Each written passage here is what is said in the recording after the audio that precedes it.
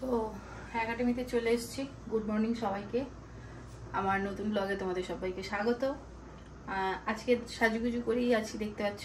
আর সাজুগুজু করেছি মানে কিছু তো একটা আছে। হ্যাঁ, আজকের আমার মেকআপ ব্যাচের মানে ক্লাস স্টার্ট হচ্ছে।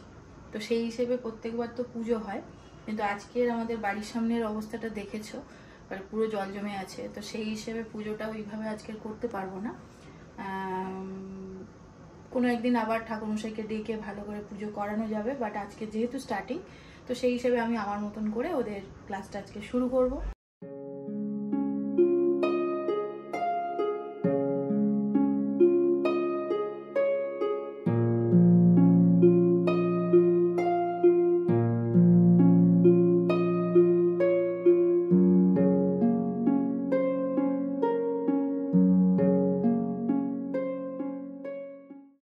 উদ্দেশ্য ছিল না, কিন্তু প্রথম দিন শুরুটা এরকম হওয়াটা উচিত, কারণ নিজেদের ভেতর থেকে সব নেগেটিভিটি যেন বেরিয়ে যায়।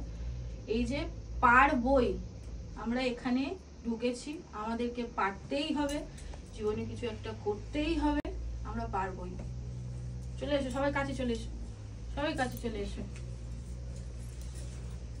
সবাই কাছে চলে এসো। নো মন খারাপ,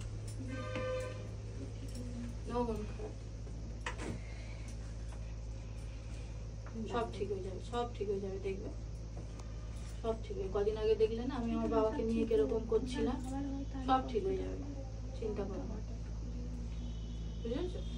শুধু ভগবানকে রাখো, ওটাই আমাদের হাতে আছে, সব ঠিক করে দেবে। তো এখন 3টে বাজে, ক্লাস শেষ হয়ে গেছে। ফার্স্ট ক্লাস একটু তাড়াতাড়ি শেষ হয়েছে। তারপরে পিটিতে একটু কাজ ছিল, যেগুলো আমি ক্লিপিং নেওয়া হয়নি।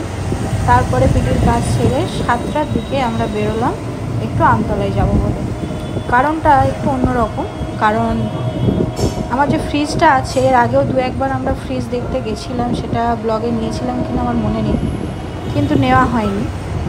বাট আজকে নিতে যাচ্ছি এই কারণে, আজকে সকালবেলা আমাদের ফ্রিজটা এতটাই কেন জানি না খুব শর্ট মারছে, বডি হয়ে যাচ্ছে, একদমই মানে ইউজ করা যাচ্ছে না। তো এবারে নিরুপায় আর কি, নিতেই হবে।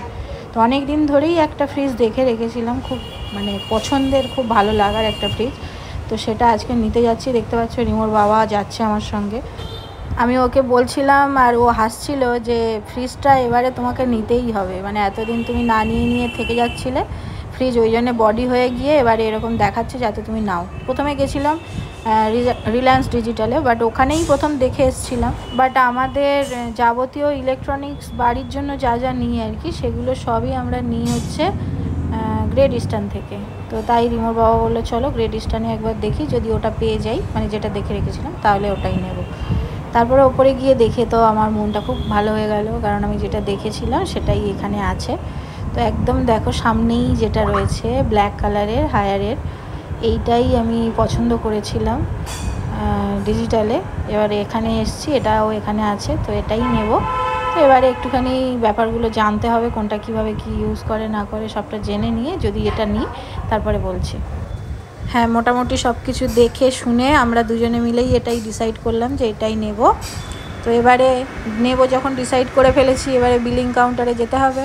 তো রিমোর বাবাকে বিলিং কাউন্টারে পাঠিয়ে দিলাম, ও বিলটা কমপ্লিট করলো। তারপরে আবার আমরা ওপরে যাচ্ছি, যতক্ষণ না বিলিংটা হচ্ছিল ততক্ষণ তো ওটা আর আমি বলতে পারবো না। তো এবারে দেখো বিলটা নিয়ে ওপরে যাচ্ছি, এবারে মনে হচ্ছে যেন ওটা আমার হয়ে গেছে। তো যাই হোক, খুব মনটা খুশি হয়ে গেছে, অনেক দিনের ইচ্ছা একটা পূরণ হলো।